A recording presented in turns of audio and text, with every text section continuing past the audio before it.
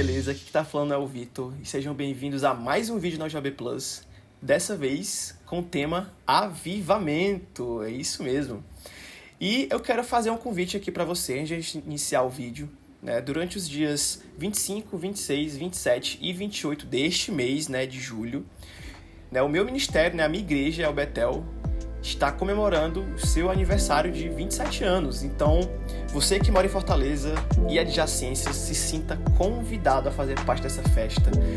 Então, fica aí o convite, né, antes do vídeo e vamos lá. Vamos lá, galera, falando um pouquinho sobre avivamento, né? Nesse vídeo eu queria ser um vídeo mais dinâmico, um vídeo mais leve, que eu possa falar para vocês o que significa avivamento, o que a Bíblia fala sobre isso, o que a história fala sobre isso, e indicar aqui alguns livros para vocês terem mais conhecimento, né? Até porque eu não consigo passar tanta coisa assim em 15 minutinhos de vídeo, 10 minutos de vídeo. Então, fiquei para você essa responsabilidade, né, de saber mais, de entender mais sobre. Assim como eu, que fiquei durante um tempo muito fissurado nesse tema, eu quero que você também tenha esse sentimento, tá? Então, espero que as indicações sejam úteis para vocês, tá? Então, vamos lá. O que a Bíblia fala sobre avivamento? Tá? Avivamento é quando Deus derrama de forma poderosa o seu Espírito em um grupo de pessoas. Então a gente pode entender que em Atos 2, que é o clássico que a gente conhece, onde Deus ele derrama poderosamente seu Espírito nos apóstolos e eles são revestidos de poder e mediante a sua vida, né, o Espírito Santo ele alcança mais de 3.000 pessoas naquele lugar. Já conseguimos perceber uma característica do avivamento genuíno promovido por Deus. Ele não para na igreja. O avivamento, ele alcança pessoas, ele transforma vidas, ele salva vidas, e isso é incrível, tá? Porque a obra de Deus, ela não é incompleta. Ela começa em nós para que nós, mediante o Espírito, possamos alcançar outras pessoas. Cara, isso é incrível. Já é uma marca do avivamento genuíno promovido pelo Espírito Santo, tá? Então, pessoas são alcançadas para que outras possam ser alcançadas também. O que a história fala sobre o avivamento, né? Então, temos um modelo que é Atos 2, onde podemos perceber muitos padrões de avivamento genuíno. E o primeiro que eu quero citar aqui para vocês da história da nossa igreja, né, no decorrer dos anos, é o avivamento da Rua Azusa, né? Então, a Rua Azusa, localizada ali em Los Angeles, em 1906, foi um avivamento também muito, muito poderoso, narrado por esse cara aqui, o Frank Barrowman. Esse avivamento da Rua Azusa, ele é um avivamento onde tem como característica esses 3 pontos que eu falei para vocês anteriormente, tá? Oração, corações famintos por Deus, época de trevas e fezes da igreja. Então, é um tema bem recente e bem moderno, só que a gente percebe que na história da igreja isso também é muito comum, tá? Então, não é somente na nossa época que acontecem essas coisas. Aqui na Rua Azusa, começou de uma maneira muito simples, né? Começou com poucas pessoas que estavam ali orando ao Senhor e eles tinham uma inspiração. Nos anos anteriores, em 1905, aconteceu outro avivamento, que foi no país de Gales. Então, as pessoas ali de Azusa e as pessoas que participaram, que eram líderes desse avivamento, eles se comunicavam com as pessoas ali de Gales, né? Trocavam cartas, pedindo orações, cara, pedindo intercessão mesmo, para que o que aconteceu ali também aconteça em Los Angeles. Então, era muito incrível, porque não tinha internet na época, não tinha WhatsApp, não tinha um meio de comunicação instantâneo, então eles enviavam cartas, e essas cartas demoravam para chegar, e ficava aquela expectativa. Eram cartas onde a gente percebia um só pedido: cara, ora pela gente, para que o que aconteceu aí aconteça aqui também, para que o Senhor derrame na mesma proporção que derramou em Gales, derrame aqui em Los Angeles. Era realmente algo que acontecia em um local muito pequeno. A gente acha que acontece várias pessoas ao mesmo tempo. Não, cara. Eram 2, 3 que iniciavam ali, pessoas que tinham essa responsabilidade, esse peso de oração. E o livro ele fala muito disso, né? As pessoas que lideravam esse avivamento, né, que estavam encabeçando o avivamento na Rua Azusa, eles diziam que era um fardo muito grande de oração, né? Pessoas passavam horas orando. Às vezes nem comiam direito, porque elas só sabiam pensar dessa forma, só conseguiam se mover dessa forma. E assim, né, de repente Deus chega, né? E eles tinham ali uma casinha ali, uma construção onde eles pagavam um aluguel de $50 por mês, onde o Espírito desce de forma poderosa naquela casa, começa a ser conhecido, né? Começa a espalhar, começa a sair nos jornais, pessoas começam a ir até aquele lugar, pessoas são quebrantadas, pecados são confessados, vidas são transformadas, e ali começa o mover, cara. E como eu falei anteriormente, em Atos 2, o mover não para na igreja. Começa na igreja, mas não para na igreja. O mover ele precisa alcançar a sociedade, né?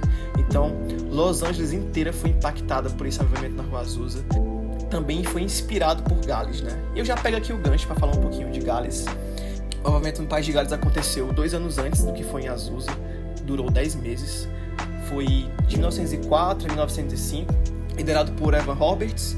E foi marcado por reuniões de oração intensa, pecados confessados e a poderosa presença do Espírito Santo nas reuniões, cara. E assim como foi também em Azusa, assim como foi em Gales, essas reuniões eram muito espontâneas, gente. Não tinha ali um certo tipo de liturgia padrão, certinha, bonitinha. Quem liderava era o Espírito Santo. E essa era a premissa desses avivamentos, né? Essas reuniões inflamadas pelo Espírito, quem liderava era ele.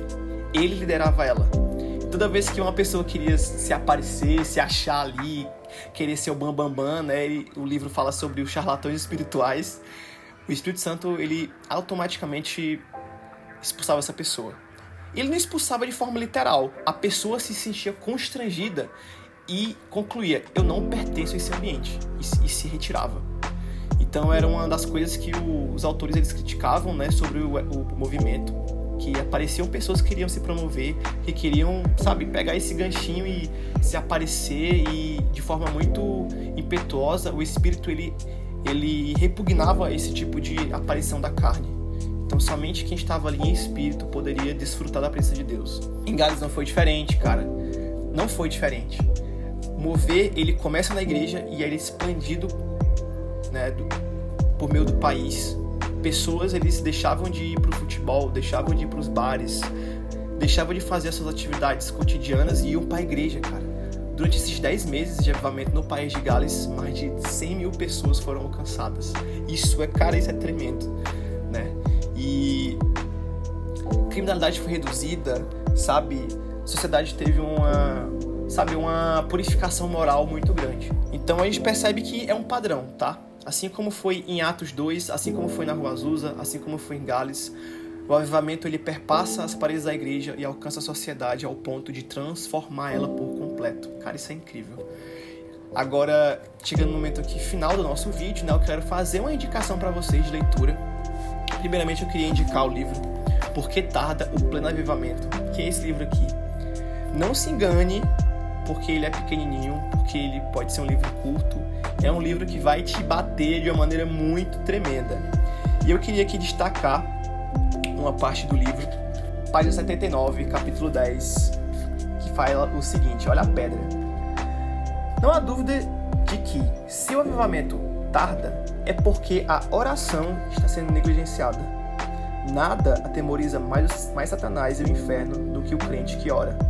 Então, o livro, ele traz como premissa alguns conceitos, né, e alguns motivos dos quais a gente ainda não vê isso na nossa sociedade, porque a gente não consegue alcançar esse avivamento. O livro, ele te coloca num lugar onde você reflete as suas ações, a sua vida de oração, a sua vida de jejum, as coisas que você fala. É um livro que vai te confrontar muito, assim como me confrontou bastante. Eu até comentei com alguns amigos que eu chegava um momento que eu não queria mais ler o livro, porque chega, cara, chega de apanhar, velho, não dá. É muito bom, cara, recomendo esse também.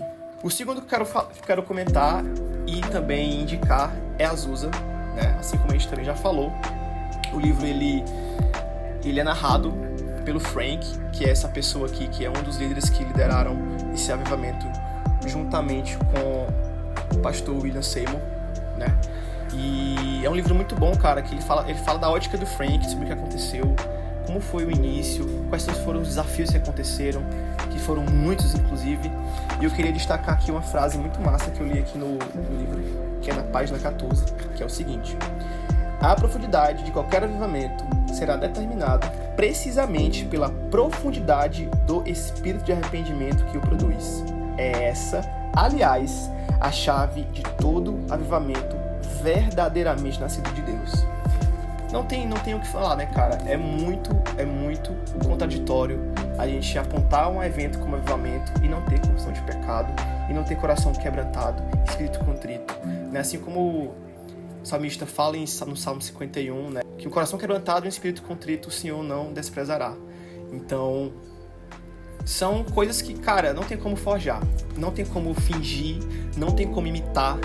Precisa ter genuinamente a presença do Espírito Santo nos nossos corações para que produza esse fruto de arrependimento. Então recomendo esse livro, tá? Também é curtinho, também é baratinho na Amazon, fica aí a recomendação. E por último, é o mais curto dos três, que é o Avivamento do País de Gales. Esse daqui também é um livro muito bom, tá? Curtinho, cara, menos de 40 páginas. Eu recomendo bastante que vocês estudem também sobre esse daqui. Então fala também sobre como aconteceu ali em Gales, né, por Evan Roberts, durante o período de 1904 a 1905, esses 10 meses que aconteceram esse avivamento, o que aconteceu, os desafios, o que mudou na sociedade de Gales. Cara, só vai, compra os 3, dá menos de, sei lá, R$80, frete grátis na Amazon, não vai se arrepender. E é isso, gente, concluindo o nosso vídeo, espero que vocês tenham gostado, e eu queria provocar em vocês uma coisa, que é estudar mais sobre avivamento, tá? A última coisa que eu queria recomendar para vocês é que vocês sigam a Carol Basso no Instagram e no YouTube. Ela é uma professora que ela é expert em falar sobre o avivamento. Ela tem um coração que queima por isso.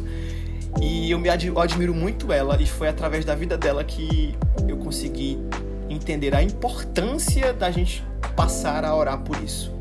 A importância da nossa mocidade e das pessoas também, os jovens, os velhos, os adultos, a orar por isso. E ela fala, o marido dela também fala sobre o avivamento, que uma coisa muito importante que é a seguinte: por mais que o avivamento ele não aconteça na nossa geração, a gente precisa orar para que o Senhor ele nos prepare para ensinar as outras pessoas sobre a importância dos avivamentos, principalmente as pessoas mais jovens, né?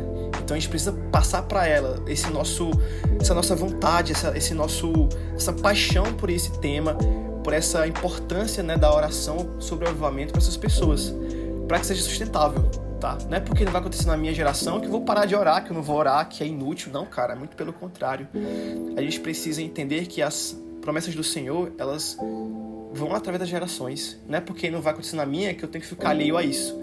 Então eu te convido a orar para o avivamento, a entender mais sobre, a buscar mais sobre isso, a, conversar com seus irmãos, com seus amigos da igreja sobre esse tema, para que a gente possa cada vez mais orar de forma intencional e de forma, em concordância, entende? Então esse é o meu pedido para você que chegou até aqui nesse vídeo, e é isso.